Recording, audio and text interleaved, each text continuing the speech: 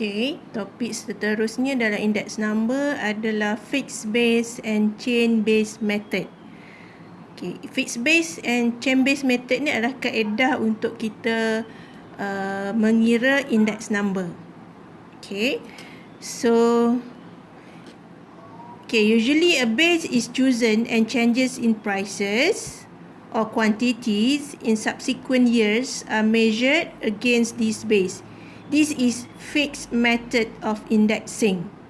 Okay, fixed method ni maksudnya kita mengira price index number ataupun quantity index number mengikut base period yang sama. Okay, fixed. Okay, tetap lah. Maksudnya kita pilih period yang tetap. Okay, kaedah yang kedua adalah chain based method. Okay, chain based method of indexing. The index number is measured against the year immediately preceding it. Okay. Chain ataupun bahasa Melayu dia chain tu rantai kan. Maksudnya kita menggunakan kaedah rantai. Berantai. Kita kat sini maksudnya kita mengira index number berdasarkan tahun yang sebelumnya. Okay, tahun sebelum akan jadi kita punya base period. Okay, dan seterusnya lah. Okay, this is used when weighting has to be changed frequently. Okay, the items included in the index are changed frequently. Okay, biasanya kaedah berantai ataupun chain based method ni kita guna bila pemberat dia sentiasa berubah. Okay, sentiasa berubah. Okay, so boleh tengok dekat self test 7. Okay, dalam self test 7. Okay, the price for food for the years 2011 to 2016 are given below. Okay, kita ada maklumat tahun dan juga harga. Okay, tahun ni daripada 2011 sehingga 2016 dan juga harga bagi setiap tahun tersebut. Okay, soalan dia kata apa? Okay, you are required to calculate the price index numbers under fixed base method. Okay, use 2011 as base year and B the chain base method. So kita nak kira index number untuk setiap tahun ni daripada 2011 hingga 2016 dengan menggunakan dua kaedah. Kaedah yang pertama adalah fixed base method yang menjadikan 2011 sebagai tahun asas. Okay, dan kaedah kedua kita menggunakan chain based method. So kedua-dua kaedah ni kita boleh tengok perbezaan dia dalam jadual ni. Okay, saya dah kira dah dia punya jalan kerja dia, the calculations. Okay, so ini maklumat asal yang kita ada. Kita buat dalam bentuk jadual menegak. Okay, kemudian kita gunakan, mula kita tengok kaedah yang pertama, fixed base method. Ingat, fixed tu maksudnya kita menggunakan tahun asas yang sama. So kat sini dalam soalan ni dia nak jadikan 2011 sebagai tahun asas. Okay, 2011 sebagai tahun asas. Jadi 2011 yang inilah. Okay, ini adalah 2011. 2011 ni sebagai kita punya base kita 2011. Jadi untuk mula kita kira index number untuk 2011 sebab kita bandingkan dengan 2011 juga. So dia punya index number adalah 100 lah. So boleh kita kata kat sini dia tak ada perubahan lah. Okay, dari segi harga dia. Okay, 100. So RM2 bahagi RM2 sebab kita jadikan 2011 sebagai kita punya base period. Okay, 2012 kita ada RM2.20. So RM2.20 dibandingkan fix kita 2011 RM2. So RM2.20 bahagi RM2. Darab 100. So awak dapat 110 index number dia. 2013 pun sama, RM2.30 bahagi dengan RM2 iaitu base kita 2011 tu. So kita dapat 115. Okay, 2014 RM2.50 bahagi RM2 darab 100 dapat 125. 2015 RM2.90 bahagi dengan RM2 darab dengan 100. dapat 145. Kemudian 2016 pun sama, kita bandingkan dengan 2011. So RM3.20 bagi RM2 darab 100. So dapat 160. Okey, ini kaedah fixed base method. Fixed base method, kita mengira index number berdasarkan satu tahun asas yang sama. Okey. Kaedah kedua, kita nak gunakan chain base method. Chain base method. Okey, chain base ni chain maksudnya rantaian. Maksud rantaian tadi kita menggunakan tahun sebelum dia sebagai tahun asas. Okey. Untuk 2011, okey, kenapa dash? Sebab kita tak ada maklumat harga pada tahun 2010. So kita tak boleh kira dia punya index number. So kita letak dia sebagai dash. Okey, untuk 2012, kita akan jadikan tahun 2011 sebagai base. Jadi RM2.20, harga 2012 bahagi dengan harga pada 2011 RM2 darab 100. So dapat 110. Okey, untuk mengira index number untuk 2013, kita akan bandingkan dengan harga pada 2012. Okey, jadi RM2.30 bahagi dengan RM2.20, harga pada 2012. Kita gunakan tahun sebelum sebagai base. So dapat 104.55.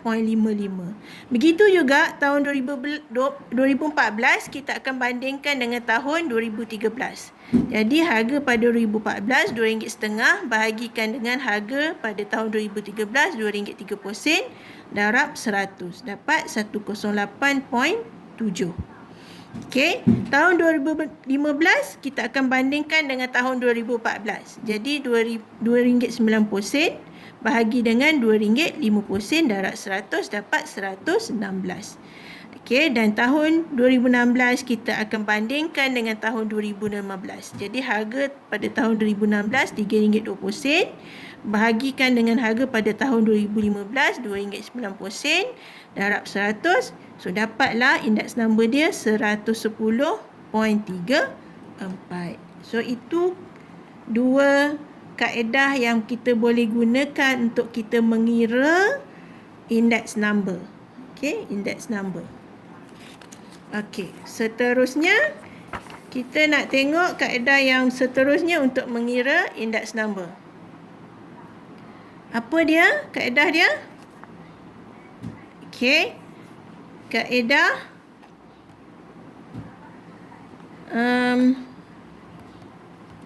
changing base method. Okay, changing base method. Changing. What is mean by changing? Mengubah. Okay, mengubah changing base. Kita mengubah dia punya base period dia. Okay, changing base method. Kenapa kita nak kena guna changing base method? Okay, so ni dia kenapa kita nak guna changing base method. Dia kata, if we are comparing two sets of index numbers, it is necessary to use the same base for the calculation. So changing base method ni maksudnya kita dah ada index number. Untuk contohnya kita nak bandingkan, nak buat perbandingan performance antara dua benda. Okay, mungkin antara produk A dengan produk B untuk 5 tahun contohnya, ataupun company A dengan company B untuk 5 tahun. Kita nak tengok dia punya performance dia. So kita dah ada index number untuk kedua-dua kumpulan item tersebut, sama ada produk ataupun company. Jadi kita nak buat perbandingan yang mana lebih baik. Jadi kita kena kira semula index number dia. So nak kira semula, itu yang kita gunakan changing base method. Okay, let's say when we make a comparison between two series that have different base year, so we used to recalculate the index number by changing, okay, menukar the base to the same year as base period. So untuk membuat perbandingan, kita kena kira semula index number dengan menjadikan satu base number yang sama ataupun base period yang sama. Okay, awak boleh tengok dalam contoh yang ini. Okay, contoh yang ke-8 ni. Self-test 8. Self-test 8. Okay. The profit of companies A and B expressed in index number are given below.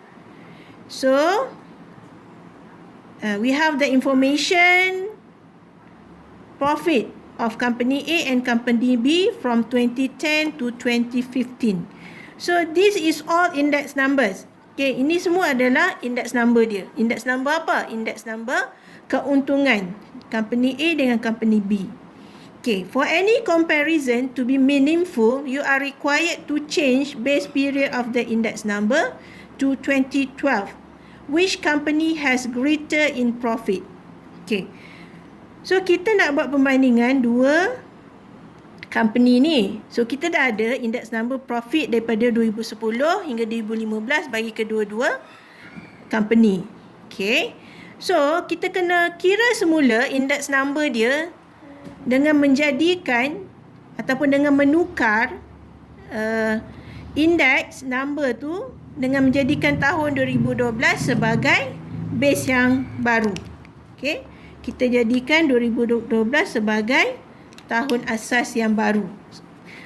Bila kita dah tukar kepada tahun asas yang baru, untuk kita kira kedua-dua ni, baru kita boleh buat perbandingan. Okey, cara dia macam ni lah. Okey, untuk company A dengan company B, you recalculate the index number by changing the base into 2012. Jadi for company A, yang asal kita ada 100, okay, untuk 2010.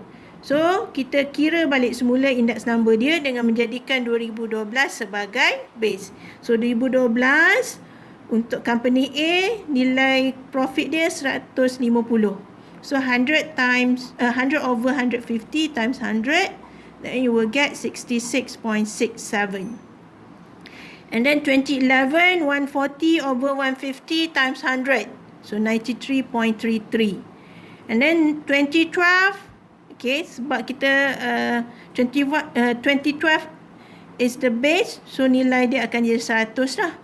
Kemudian 2013, 160 bahagi 150 darab 100. Okay, sama dengan 106.67. 2014, 170 bahagi 150 kali 100. So dapat 113.33. Dan tahun 2015, 190 bagi 150 kali 100 dapat 126.67. So, ini adalah indeks number yang baru setelah kita tukarkan tahun asas kepada 2012 untuk company A. Okay. So, ini kita punya base, base kita ni. Okay. Kemudian, untuk company B pun sama. Okay, kita akan kira semula indeks number by changing the base into 2012. Okay, so for the first 2 years, 2010 and 2011, there is no information of the index number of these 2 years. So we just put it dash of these 2 years. Okay, and then we start with 2012. Okay, 2012 is the base, so 120. Okay, tengok maklumat asas kita. Untuk company B, 2012 nilai dia 120. Okey, untuk 2012. Jadi 120 bagi 120 darab 100 sama dengan 100. Okey, tahun 2013 kita ada 130 bagi 120 kali 100 dapat 108.33. And then 2014 150 bagi dengan 120 darab 100 dapat 125. And then 2015, 180 over 120 times 100, then we will get 150. Okay. So, kita dah tukarkan kedua-dua company ni, kita dah tukar kepada base yang sama untuk kita recalculate the index number. Alright, kemudian soalan dia kata apa? Which company has greater in profit? So, to identify which company has greater in profit, we just look at the last year, okay, the final year of the 2 companies. So from these 2 companies, okay, for company A, 2015, the index number is 126.67, while for company B, okay, in 2015, the index number is 150. So that means that, okay, it means that company B has greater in profit. So that is your conclusion. So from where we can identify which company has greater in profit, we just look at the last or the last year. Okay, so the last year, okay, for company A, the index number is 126.67 and company B is 150. So company B has higher index number compared to company A. That means company B has greater in profit. Okay, that's for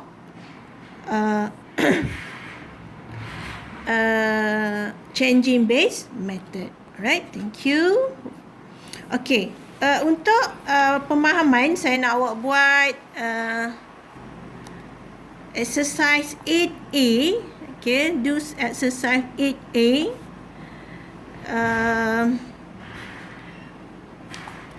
Do question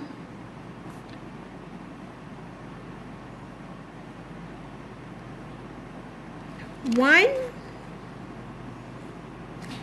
2, 3, 4 and 5. Okay, 4 and 5. All. Okay, you do all for exercise 8A. Okay, question 1, 2, 3, 4 and 5. So this is to test whether you can understand or not until 8.2.5 changing base method. Alright, thank you.